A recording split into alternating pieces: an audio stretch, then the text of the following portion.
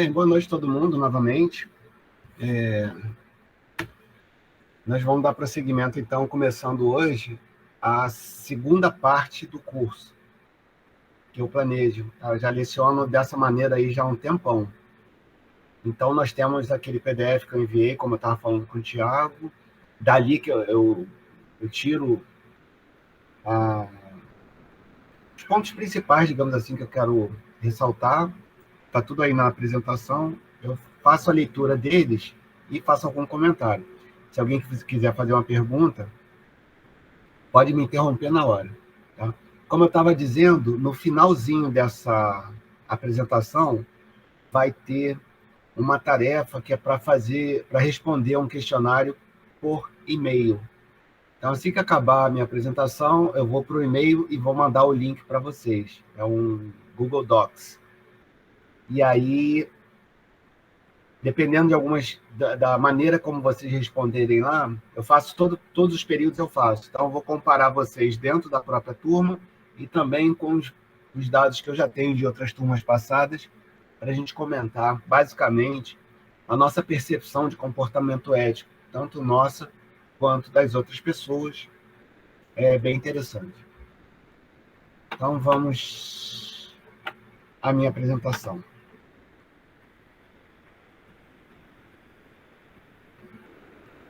Então, nós temos aí a nossa programação inicial, né, os 4 primeiros itens sendo compostos pela introdução e os 3 primeiros capítulos.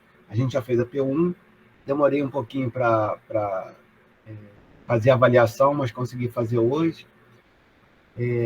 As notas já enviei pelo e-mail. Se alguém tiver algum tipo de comentário ou revisão, etc., porque é muito subjetivo, né? Tanto é subjetiva a resposta, como também a minha avaliação, a maneira que eu uso para dizer que aquela prova tem uma determinada quantidade de pontos, porque eu posiciono a resposta que você fez em relação não só àquelas respostas da turma, mas a turma de um modo geral.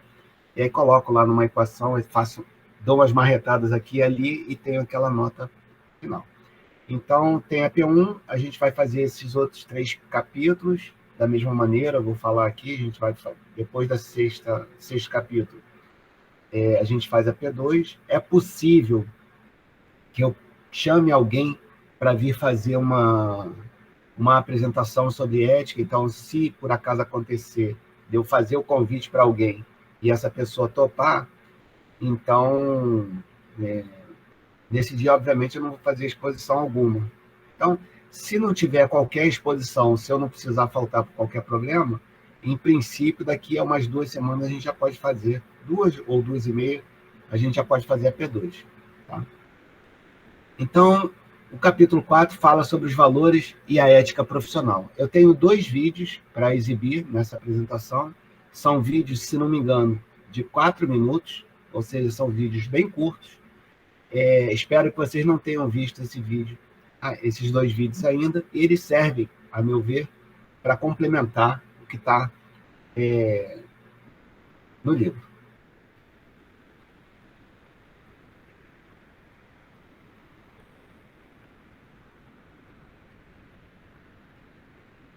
Opa. Então, o que está sendo dito aqui logo no início, ele também é falado lá no capítulo introdutório.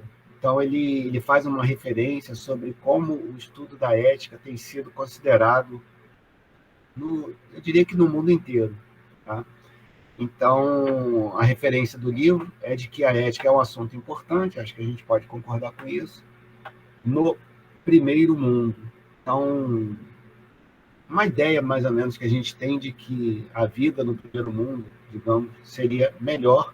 E, pela abordagem desse livro, parte dos responsáveis por esse estado de percepção de vida melhor tem a ver com a ética.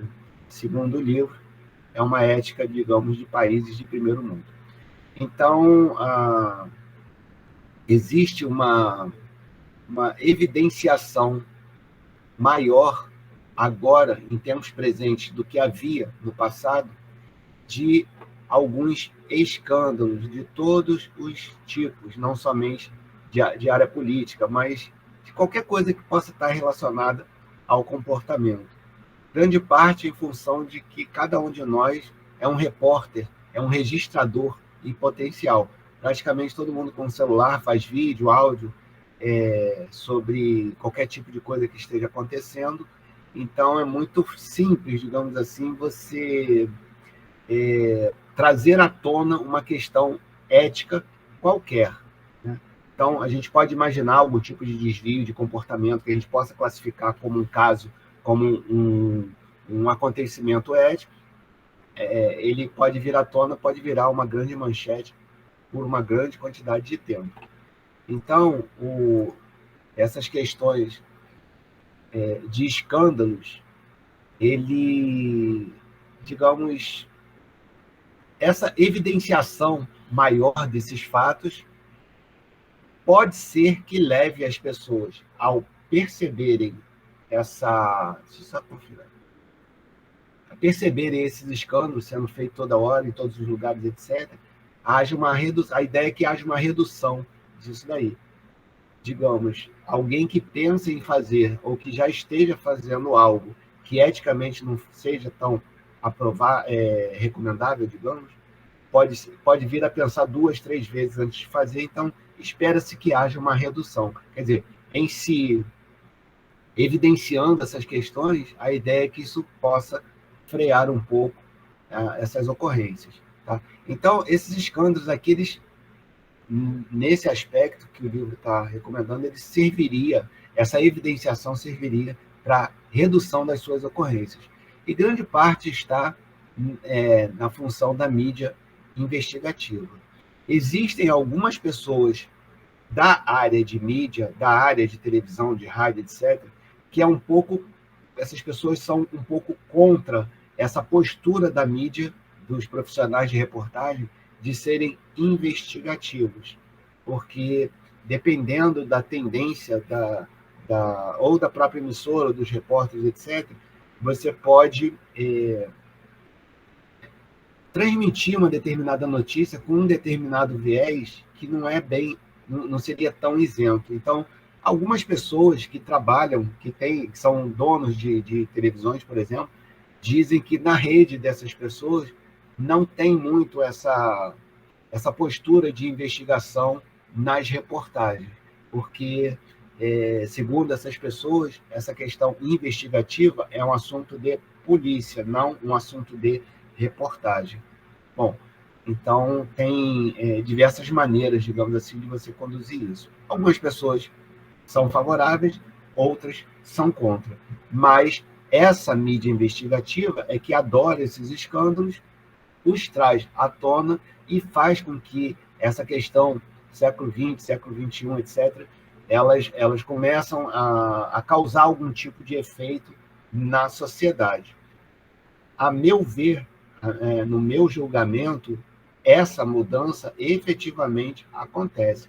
Para os teóricos de ética, a sociedade vai estar sempre em mudanças, e é muito interessante nós, como participantes dessas sociedades, a gente prestar atenção nessas mudanças e se adaptar a elas. Tá? Então, escândalos, digamos assim, são a matéria-prima de assuntos relacionados a estudos de ética.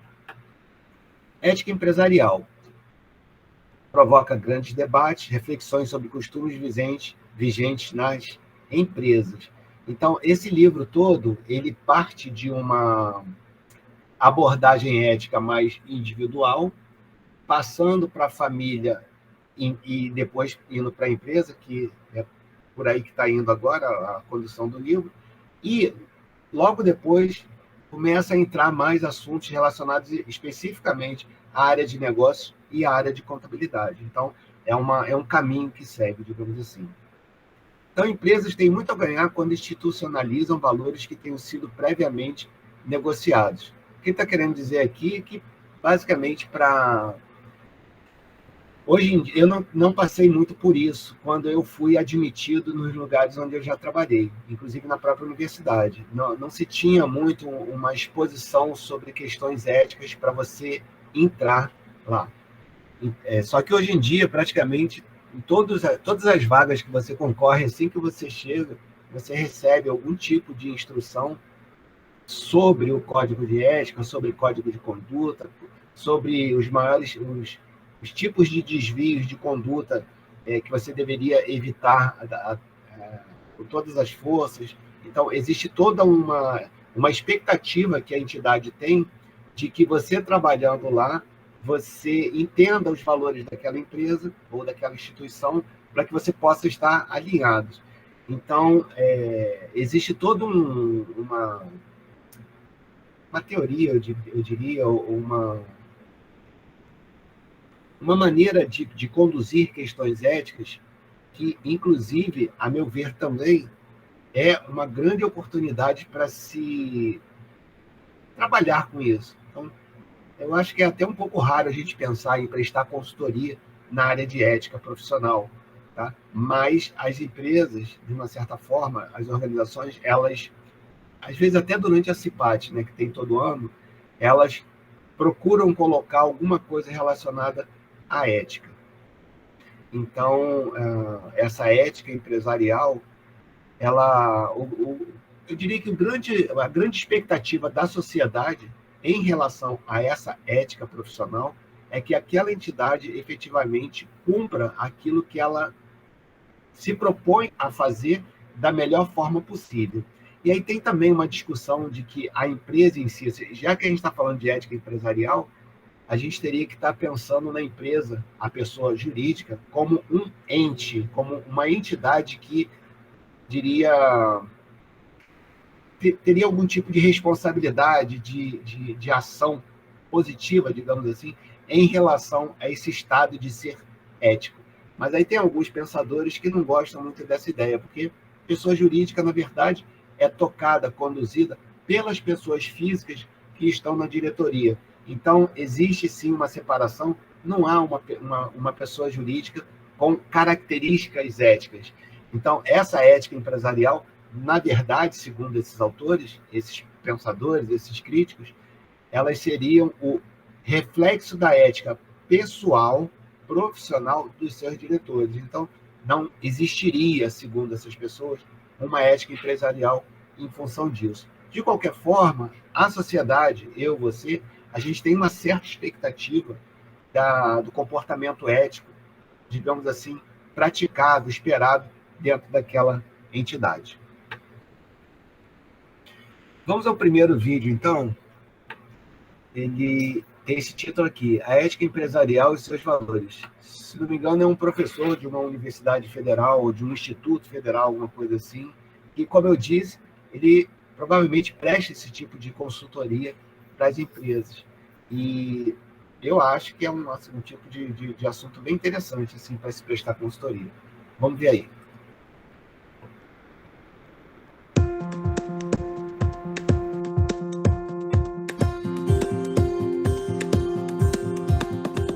E aí, pessoal, tudo bem? Sabemos que as empresas são feitas de pessoas para pessoas e todo sucesso depende diretamente do bom relacionamento entre os colaboradores. E olha só, vou passar uma dica, hein?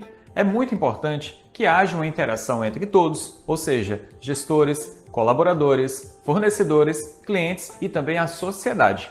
Mas tudo tem que ser baseado em princípios éticos para garantir o respeito e, claro, a confiança entre todos. A ética empresarial envolve os valores de uma empresa e seus princípios morais dentro da sociedade. Você sabia? Esse conceito é fundamental para uma organização que pretende construir uma boa imagem perante seus clientes internos e externos e também os e concorrentes.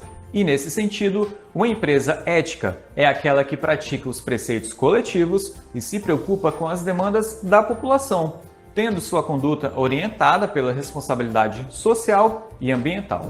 É muito importante prezar pela ética empresarial, independentemente do porte da empresa e do setor, seja público ou privado. A empresa, ao demonstrar que é uma organização transparente, será reconhecida por todos pela sua credibilidade e responsabilidade. Essa postura ajudará a empresa a ser apontada como referência no mercado, atraindo novos clientes, investidores e ótimos profissionais. Então, o que seria a ética profissional? Tudo está associada a um conjunto de condições éticos e morais que guiam as atitudes e ações de colaboradores e definem os princípios em que devem traçar sua conduta durante o exercício da profissão. Ter uma postura ética como profissional é cumprir as suas obrigações de acordo com as regras determinadas pelo seu grupo de trabalho. Cada categoria profissional tem seu próprio código de ética, um conjunto de normas elaboradas pelos conselhos que representam e fiscalizam cada área de atuação. E você sabia que para receber o diploma, o recém-formado ele precisa fazer um juramento com todas as normas e leis que precisará cumprir durante toda a sua carreira? O mercado está mudando muito e, com isso, as empresas de boa conduta no mercado viraram referência e assim conseguem agregar o valor à sua marca e imagem, ganhando maior credibilidade. Já os profissionais que têm uma conduta ética acabam se destacando porque ajuda a construir um bom relacionamento interpessoal, ou seja, clima agradável no ambiente de trabalho.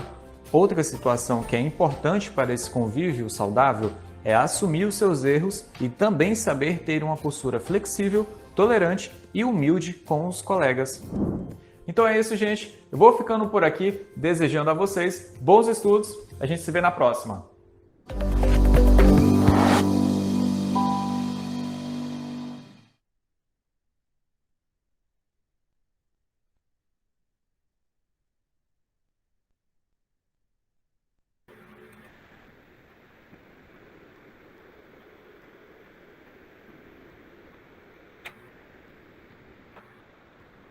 Não estou conseguindo passar para o próximo slide.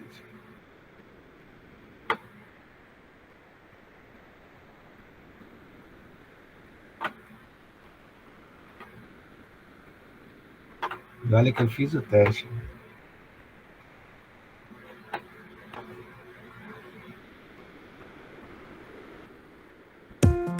Calma.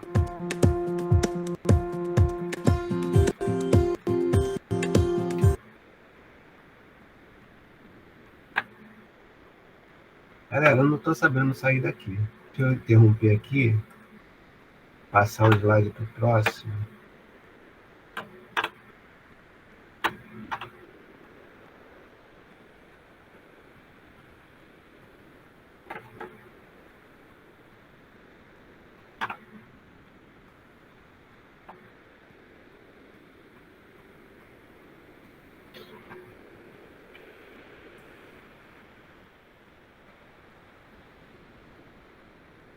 Estava treinando aqui também, não consegui.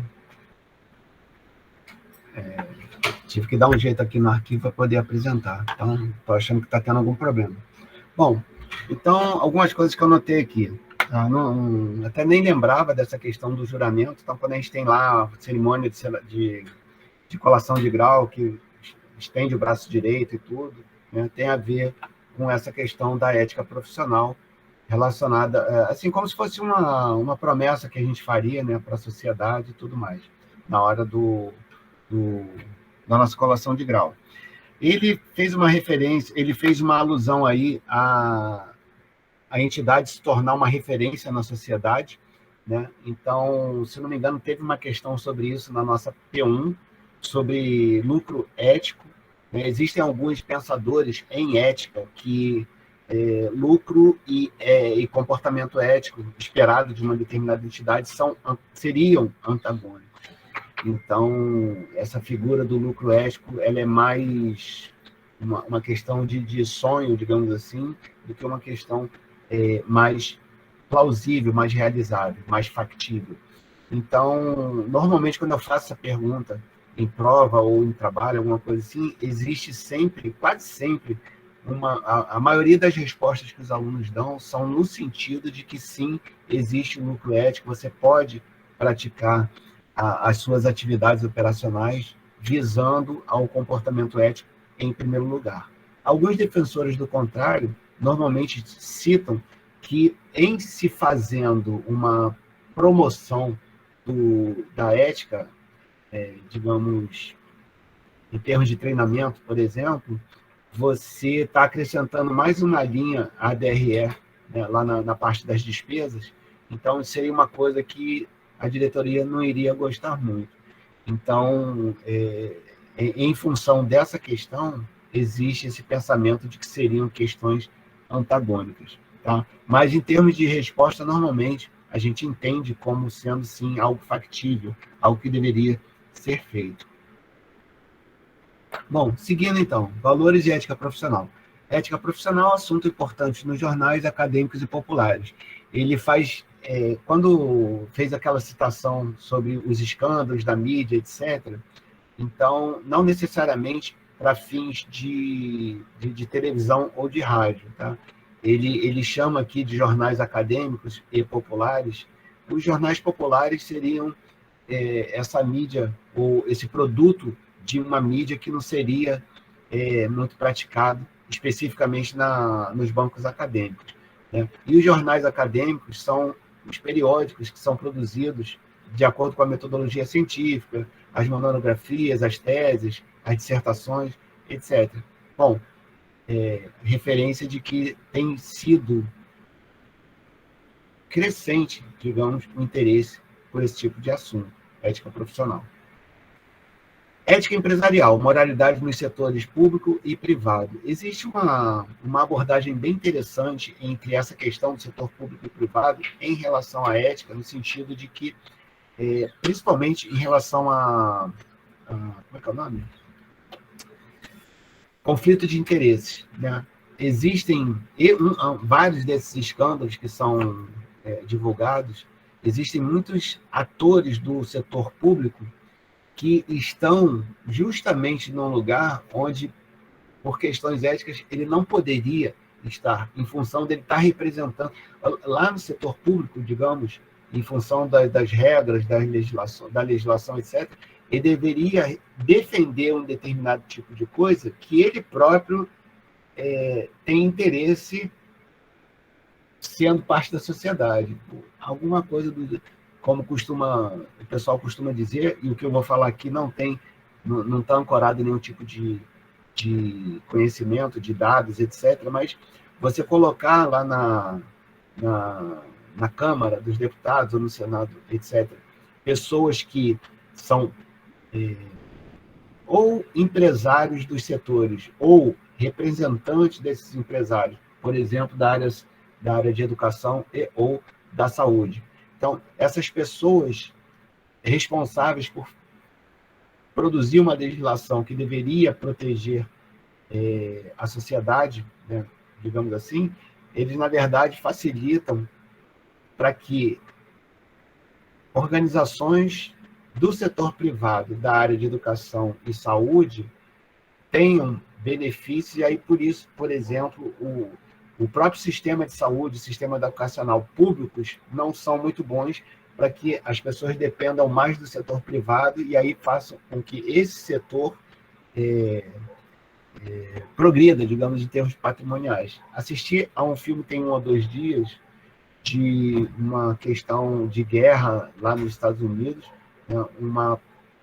Um determinado empresário teria enriquecido bastante nos últimos anos que o filme estava abordando, que ele representava o setor bélico, e aí, obviamente, era muito interessante para ele que os Estados Unidos entrasse muito em guerra para que ele pudesse, obviamente, lucrar muito com isso. Então, esse tipo de conflito de interesse, eles têm muita evidência nos estudos e ética, e aí, normalmente, eles vão ser referência, e se a gente quiser pegar direitinho aí tem muitos exemplos, praticamente todos os dias, para ilustrar tudo isso daqui. Então, desconexão entre práticas corporativas e o que se espera dos negócios pela sociedade atual. Basicamente, você pega uma pessoa... Parece que o nome técnico disso é o discurso do discurso, né? O que você prega, o que você faz.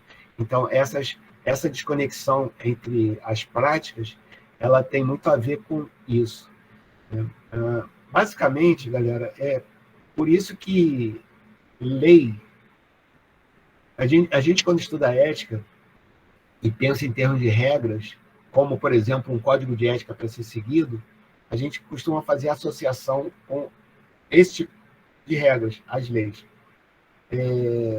E, tecnicamente, as leis não podem ser muito referência para a ética, justamente por causa que a gente não tem muito pelo menos eu não tenho, né? Eu acho que a maioria das pessoas não tem uma expectativa de que as leis são feitas efetivamente para o bem da sociedade. A gente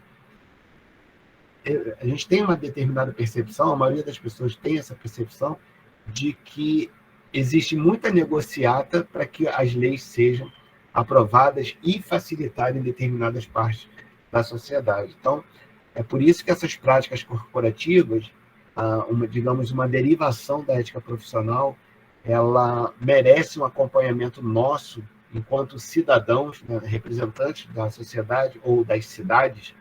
A palavra cidadão vem de aqueles que representam ou que estão nas cidades, para essa observação dessas práticas. Nós temos aqui no Brasil um órgão chamado Observatório Social do Brasil. A ideia da existência desse observatório tem muito a ver com o que está aí nesse parágrafo, porque essas pessoas, baseadas em trabalho voluntário, elas acompanham a elaboração dos editais de gastos públicos e tentam, cada um em determinada área. Então, você tem relacionado muitas profissões ligadas ao observatório, por exemplo, os contadores, os advogados, engenheiros, médicos, dentistas, veterinários, arquitetos.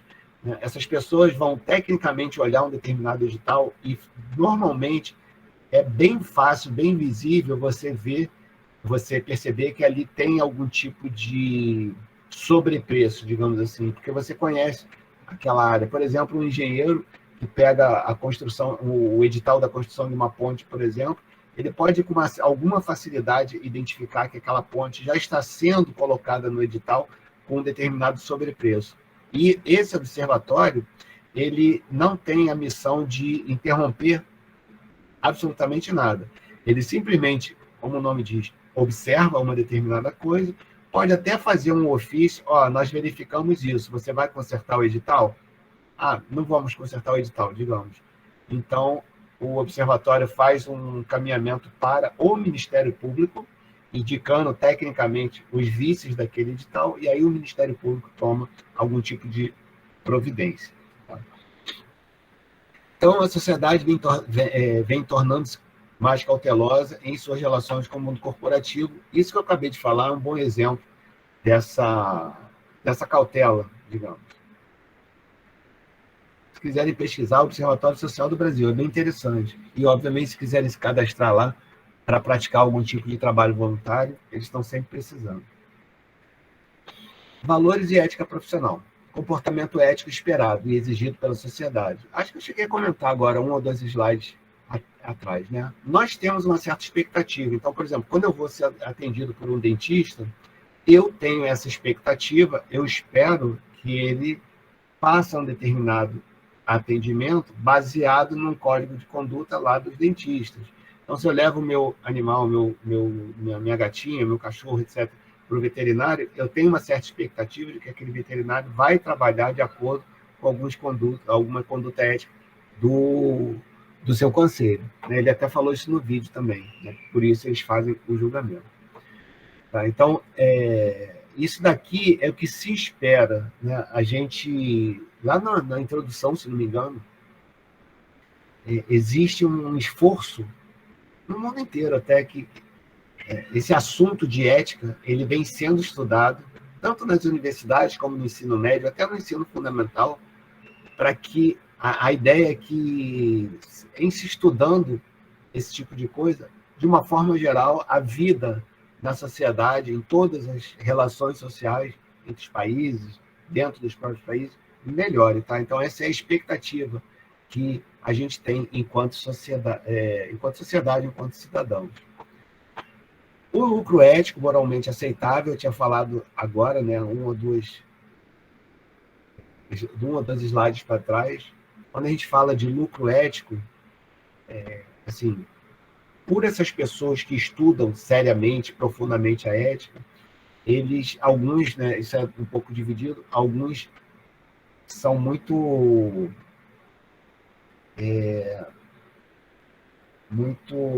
taxativos no sentido de que o lucro ético ele é insustentável, digamos assim. Eu cheguei a comentar aqui, se eu faço uma pergunta numa prova, num trabalho, ou eu peço a opinião de vocês, normalmente a gente tem isso, né? A gente tem um discurso normalmente pró, sim, lucro ético é viável, é praticado, da minha empresa ele acontece assim, etc. Mas uma outra banda, tecnicamente, que estuda essas questões, dizem que eles têm assim, uma ideia de que são questões antagônicas. Elas não se misturam muito. Se você tem interesse em lucro, normalmente você não vai ter interesse em questões éticas. Tá? E aí, mas se você for fazer uma pesquisazinha, você vai ver várias pessoas com argumentos bem interessantes no sentido de que o lucro ético existe. De qualquer forma, é algo para se, digamos, para se debater, para se raciocinar, etc. Aliás, uma das coisas que se espera em se estudar ética não é nem necessariamente a mudança de comportamento. Ah, vamos estudar ética que logo depois a gente vai ter um comportamento melhor. Não é bem assim. O que se realmente espera depois de um curso de ética é que nós passemos a refletir melhor sobre o nosso comportamento. Não necessariamente que nós vamos melhorar o nosso comportamento. Tá? Porque basicamente você tem, é o nome do livro, né? Você tem todo um processo decisório que não necessariamente ele vai ser alterado em função da exposição a um curso ético, por exemplo, ou a leitura de um livro, ou assistir a um filme, participar de um treinamento, etc. Mas provavelmente, não, e como eu disse, não necessariamente você vai mudar o comportamento, mas provavelmente você vai passar a pensar de maneira diferente, com um pouco mais de profundidade, pelo menos, em relação a determinadas coisas. Tá? Bom, imagem ética da empresa, ética empresarial, padrões morais do negócio, preocupação com julgamentos morais envolvidos em uma decisão. O que é certo, errado, bom ou mal. A gente já tinha discutido isso aqui antes, lá naquela parte onde, se não me engano, é capítulo 1 ou 2, distinção entre ética e moral. Né? Normalmente, inclusive foi também assunto de P1, a gente costuma tratar ética e moral como assuntos sinônimos, mas, na verdade, e tecnicamente, existe uma perfeita divisão entre ética e moral. E aí, quando a gente está falando de moral, num primeiro nível, digamos assim, numa abordagem inicial, moral é essa questão aqui de certo, errado, ou de bem ou mal. Lá no questionário que eu vou mandar para vocês, vai ter a figura de uma pessoa com um diabinho e um anjinho assim, né, influenciando o pensamento nosso. Então, essas são questões morais, né? Devo ou não devo fazer? Né? Devo ou não devo ficar aqui? Então, essas questões são itens que, tecnicamente, são relacionados à moral. E aí, a ética seria a reflexão sobre essas questões com base nos nossos valores. Então, nem seria tão certo, nem seria tão correto a gente tratar que existe alguém ético ou não ético, porque a ética não é uma questão de qualificação, ela é simplesmente a reflexão sobre essas questões morais. Então, a gente teria no primeiro nível, no nível mais fundamental, no nível mais primário, digamos assim, essas distinções. Ah, fulano matou ciclano. Ele está certo ou está errado? Né? Então, isso é uma questão moral. Okay? Agora, vamos nos reunir em torno desse tema, explorar esse assunto e tirar daí conclusões após um determinado exercício de reflexão. Essa questão toda tem a ver com a ética. Okay? Então, tecnicamente, para alguns autores, não tem uma boa ética, uma ética ruim. Tá? O que é bom ou ruim é a moral. Mas se você respondeu lá que tem, não faz diferença, eu cheguei a perguntar se para você é importante ter essa divisão. Se você acha que não é importante, porque inclusive alguns autores têm esse tipo de posicionamento, e você colocou os seus argumentos, não vejo problemas, tá? Isso não tem nem certo nem errado em termos de questão, eu já tinha falado sobre isso. Devemos estudar a moral vigente nas empresas. Então, a gente já tratou sobre isso, algumas empresas ou entidades, elas têm algum tipo de valor, algum tipo de comportamento esperado daquelas pessoas. Já disse aqui, eu já fui militar durante um tempo, então esse meu tempo de exposição dentro de duas forças, Exército e Corpo de Bombeiros, trouxe para mim algum tipo de comportamento que, bem fraquinho, mas eu tenho ainda hoje, que eu seria diferente se não tivesse participado dessas entidades. Né? E da mesma forma, como eu já estou quase me aposentando como professor, você imagine ficar bastante tempo dentro de uma universidade, fazendo todo o semestre praticamente as mesmas coisas, eu tenho dentro de mim um tipo de maneira de agir que é muito próprio dos professores. Então, existe uma grande influência das organizações no nosso comportamento. E essas organizações têm alguns valores, algumas coisas que digamos assim, se praticam por praticamente todo mundo que trabalha lá. Então, devemos estudar a moral vigente nas empresas capitalistas contemporâneas. É importante o papel dos indivíduos em suas decisões, com base em seus valores. Esse livro, ele tem...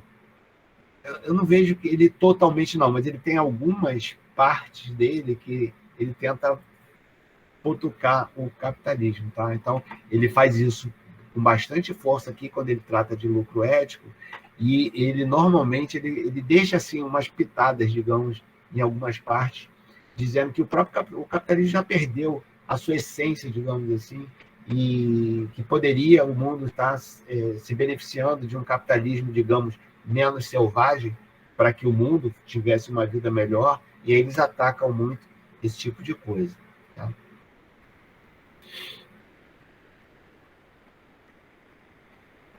Então, fatores individuais são importantes na avaliação e resolução de questões éticas. A gente vê que quando a gente vai tratar tecnicamente do assunto, ética profissional, ética pessoal, etc., a gente tem basicamente dois grandes conjuntos de variáveis que definem como nós somos em termos de comportamento ou de comportamento ético, comportamento observado pelo estudo desse comportamento que a gente pode chamar de ético. Né? Um deles é o fator individual, que tem a ver com, basicamente, o nosso nascimento, a língua que a gente fala, a temperatura média do país onde a gente vive, ou da cidade, né? Ou se os nossos pais têm um determinado tipo de perfil, do tipo tem formação universitária ou não, tem renda alta ou não, tem determinado tipo de formação ou não. Então, isso é muito importante quando você vai ver uma determinada situação e você tem que ter algum tipo de julgamento ou de se pronunciar em relação àquilo. Entretanto, nas pesquisas, há uma primazia dos fatores organizacionais, quer dizer, existe toda aquela carga que a gente pode chamar de valores, que é até um dos itens aqui do capítulo, mas o fator organizacional ele costuma ser mais estudado. Tá? É o que está sendo dito aqui. Eu nem sei, em termos de quantidade de pesquisa, se isso é verdade, mas é o que está sendo dito aqui. Por exemplo, por que um determinado policial age, ou a maioria dos policiais agem de determinada maneira? Os bombeiros militares, os garis que limpam a rua, os professores, os médicos, os enfermeiros, os servidores públicos, etc. Né?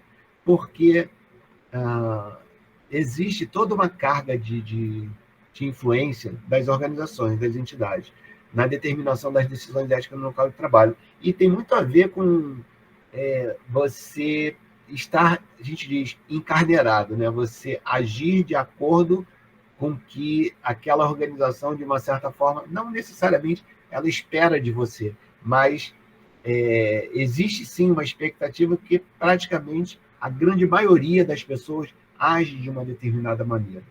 Como eu estava dizendo aqui agora, eu, por ser um professor universitário, por eu ser acadêmico, e deixar isso claro quando eu vou fazer uma palestra, a pessoa que está ouvindo já tem uma certa expectativa de como é que eu vou me comportar, como é que eu vou falar. Normalmente o acadêmico gosta muito de citar pesquisas, metodologia, se abster de determinada opinião, porque o trabalho em cima do conhecimento, da produção do conhecimento, da divulgação do conhecimento, ele parte de alguns pressupostos, digamos assim.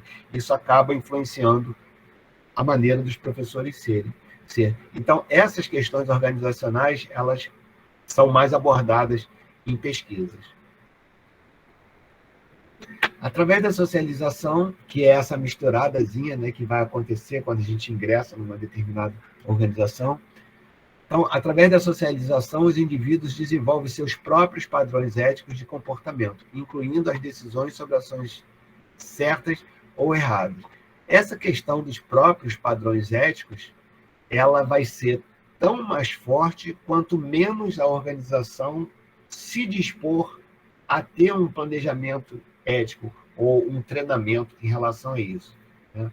É por isso que a gente tem aqueles treinamentos quando a gente entra nas empresas. A ideia é de que, assim, é meio estranho falar isso, mas que não haja padrões éticos próprios. Os padrões éticos têm que ser os da organização, que a própria sociedade espera. Foi falado aqui alguns slides para trás aí. Então, há a incorporação de modelos familiares, de amigos, educação formal, religião, filosofia e de outras situações vivenciadas, como ele diz aqui, esses fatores individuais, eles estão sendo descritos aqui. Ó. Modelos familiares, de amigos, educação formal, religião, filosofia e outras situações evidenciadas. Então, nossas opções éticas dependem do grupo de que participamos. Né? Dependendo do tipo de organização, a gente vai ter, sim, um determinado padrão de comportamento. Isso vai influenciar muito. Então, só lembrando aqui, esses dois itens, que são muito estudados em pesquisas éticas, né? As questões individuais que a gente traz em função do nascimento e dos organizacionais que vão nos moldando, digamos assim, enquanto a gente está participando daquelas entidades. Bom, então por isso que os grupos são importantes.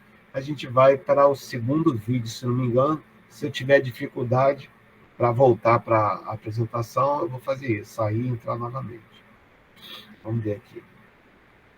Eu acho que esse vídeo é bem conhecido, vocês devem saber. Vamos ver o que ele está querendo dizer.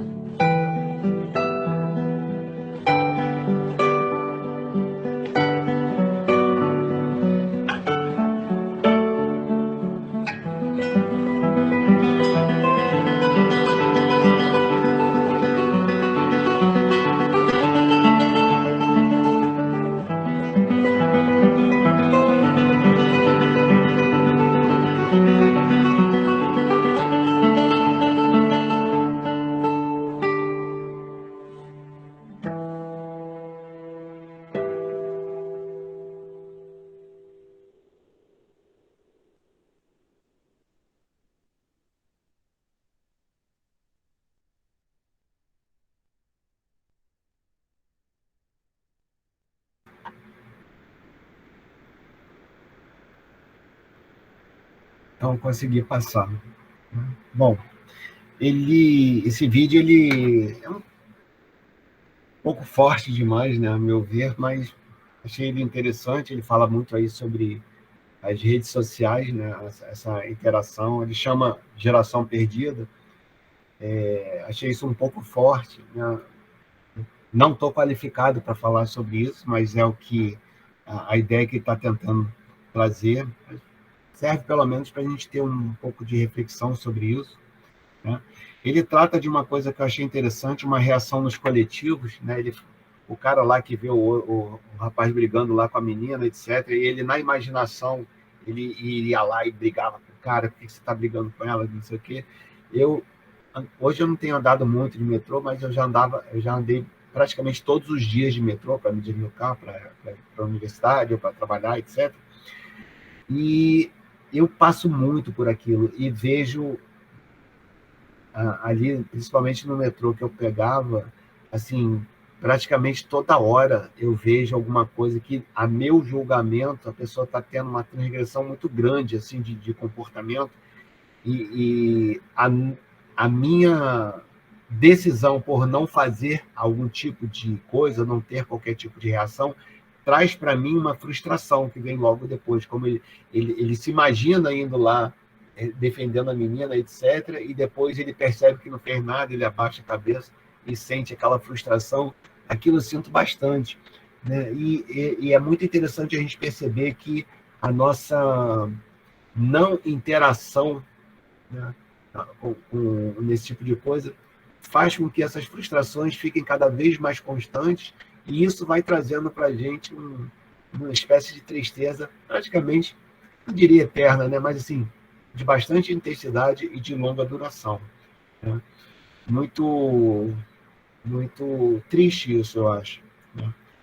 Falou ali, teve uma parte da escolha lá do Tinder, né, que ela fica passando, ela escolhe uma pessoa bonita para ela sair. A gente é muito influenciado. Outro dia estava numa reunião lá no fundão até.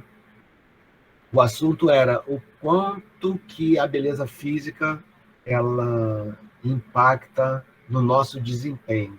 Olha só que coisa, né? Uma pessoa mais bonito ou bonita, né, ela vai ter, assim, na média, ou vai ter mais condições de ter desempenhos melhores, né?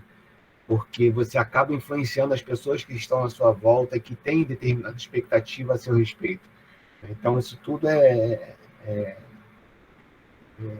talvez até assunto para ser estudado, né? Será que o fato de ser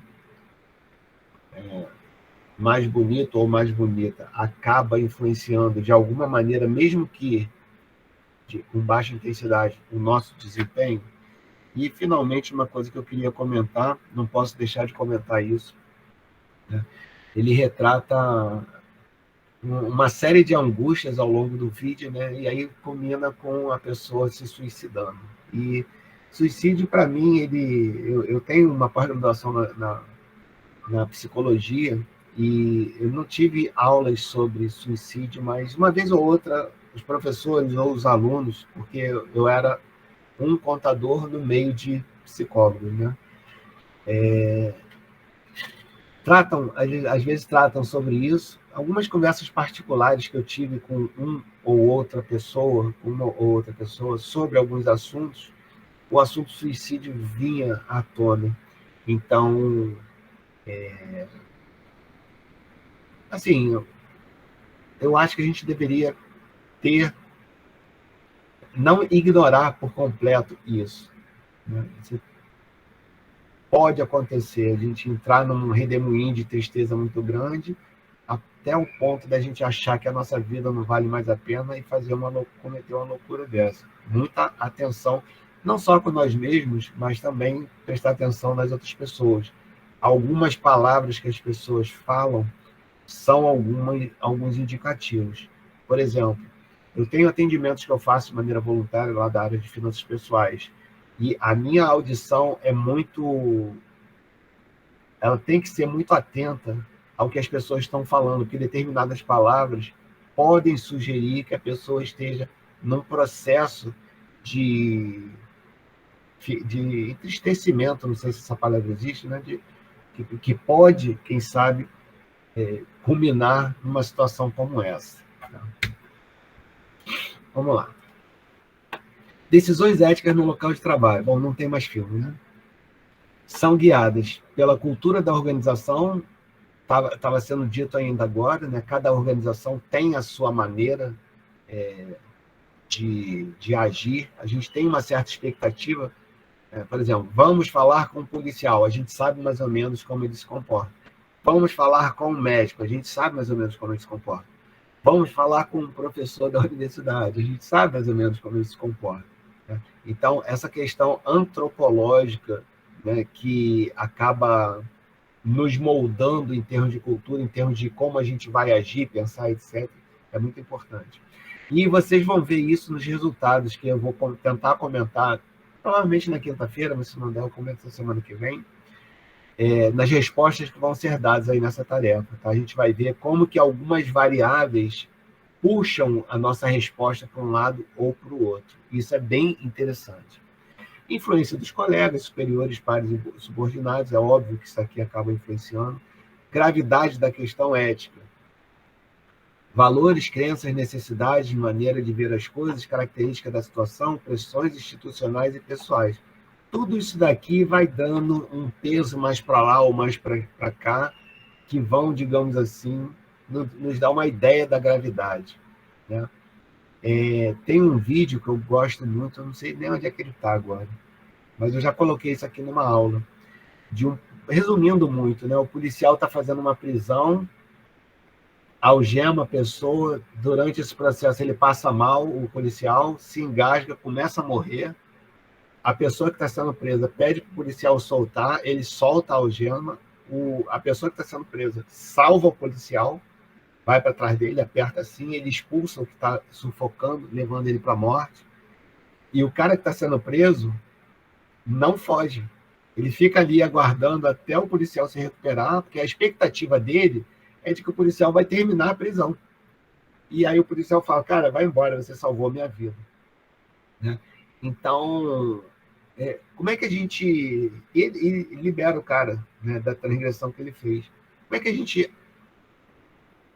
avalia o policial e a pessoa que está sendo presa nessa situação, em termos de certo ou de errado? Né? Eu creio que seja uma situação assim, bem estranha, né? Bem exagerada, digamos assim, mas ela é bem interessante para a gente ver e pensar nessa questão, não só da gravidade nesse caso, mas também da anulação, considerando que aquela questão fosse grave, né? Alguma coisa que essa pessoa teria feito para motivar o policial a prendê-lo, né? Mas o sentimento do policial de ter tido a sua vida salva, de liberar o cara da prisão. É bem interessante essa reflexão. Então, vamos lá. Não é questão de saber se o policial ou se o pessoal está sendo preso está certo ou errado. A questão é o que eu vou mexer aqui na minha cabeça ou no meu coração para julgar aquilo dali. Esse que é o objetivo de estudar ética. Né? A gente não tem uma expectativa de que as pessoas vão ficar melhores, mas provavelmente vão ficar diferentes no sentido de acessar alguma questão na nossa cabeça e no nosso coração. Isso tem a ver com a gravidade da questão ética. Mentalidade coletiva acaba vindo a reboque aqui dessa questão cultural. Okay? Cognição e moralidade, idade, sexo, religião, escolaridade são variáveis que são estudadas, digamos assim, né, para fins de, digamos, de avaliação de questões éticas. Cultura organizacional e influência dos pares. Falou aqui da influência dos pares, né? Cadê? Aqui, a influência dos colegas. Então, olha aqui o anjinho e o demônio, né? Vai ter uma pergunta dessa lá no questionário para vocês. Vocês vão responder daqui a pouco. Comportamento no trabalho. Julgamento pelos colegas, né? Depende da aceitação. Às vezes a gente age de determinada maneira para se considerar dentro da panela, né? Tá aqui a panela. Normalmente, quando a gente é mais jovem, esse tipo de coisa molda mais o nosso comportamento. Eu hoje, já quase com 60 anos, eu já não ligo muito para isso, não. Eu pertenço a determinada panela ou não. Realmente eu não ligo muito. Isso tem muito a ver, né? A nossa idade, o tempo que a gente já trabalha dentro de determinado lugar. Vontade, efetivamente, isso aqui, politicamente, para mim, é recomendável ou não, sei lá. Se a organização falha em definir os padrões éticos, e ela vai fazer isso ou não através da existência de um código de ética e do estudo dele como uma atividade de trabalho, então, se a organização falha em definir esses padrões e suas expectativas, ela tem que dizer para você o que ela espera, né? Os funcionários compensação essas falhas. Então, essa influência aqui da mentalidade coletiva, ela vai acabar moldando você se a empresa ficar omissa em relação a isso. Eu acho isso bem racional, bem interessante. Então, os pares são os nossos modelos. Elas acabam gerando essa consciência ética, que acaba desaguando aqui nesse comportamento que ele tratou. Comportamento ético deve ser consciente.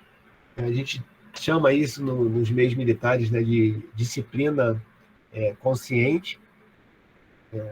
Quando a gente, no meu caso, quando eu estava estudando no Exército, a gente, quando saía uniformizado, era sempre lembrado que a gente está representando a instituição. Então, o comportamento na rua ele tem que ser o melhor possível. Empresas estão adotando padrões pessoais de conduta para a seleção de colaboradores. Então, nas admissões, vocês devem ter passado por isso, normalmente você tem algum tipo de exposição ao que a entidade tem de expectativa em relação a você, em relação a questões éticas. Então, esse foi o nosso capítulo 4. Na próxima aula, capítulo 5. Se eu conseguir preparar os dados que vocês vão colocar agora no questionário para comentar na quinta-feira, a gente faz esse comentário na quinta-feira e o capítulo 5 deixo para a semana seguinte. Se eu não conseguir tratar os dados, eu falo do capítulo 5 agora na quinta e deixo a exposição sobre os dados para a próxima semana. Essa tarefa é para hoje. Tá? Quem, por acaso, não está aqui presente, vai ver pelo e-mail, né? Vai responder, mas o ideal é que seja respondido hoje. Vou enviar um link para vocês, assim que terminar aqui, e vocês respondam. Eu acho que não deve levar mais do que 5 minutos para responder. É bem rápido. Estourando aí, talvez se você quiser pensar bastante, aí entre 5 e 10 minutos você responde rapidinho lá no e-mail. Tá? Vou enviar agora, assim que eu terminar a nossa apresentação.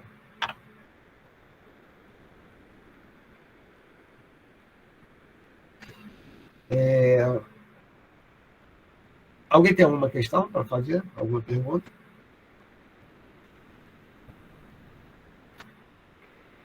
Então, se não temos questões, eu agradeço a presença de vocês aqui. Só reforçando, desliguei tudo aqui, já vou lá para o e-mail. Tá? Tenta fazer logo agora. Tá? O meu plano era esse, terminar agora por volta de 9h30, para deixar esse espaçozinho aí para responder a pesquisa. Tá? Vou comparar a resposta de vocês com outros que eu já tenho. Forte abraço a todos, boa noite, até quinta-feira, se Deus quiser. Valeu, galera.